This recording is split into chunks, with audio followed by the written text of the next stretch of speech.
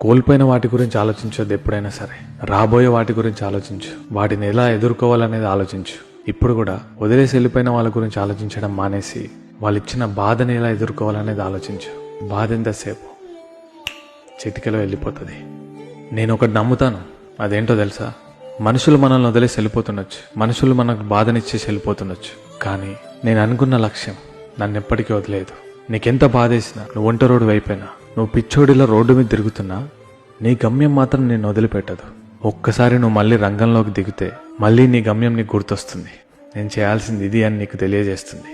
మనుషులు మనల్ని వదిలేస్తుండొచ్చు, మన లక్ష్యం మనల్ని వదిలేయదు. మనం పెట్టుకునే లక్ష్యం ఎప్పుడు మన వెనకాలనే తిరుగుతూ ఉంటుంది. దాని గురించి ఎప్పుడు ఆలోచిస్తావా అని వెయిట్ చేస్తూ ఉంటుంది. కొంచెం రీఫ్రెష్ చేసుకుని లైఫ్ని ట్రావెలింగ్ చేయు, కథలు చదువు.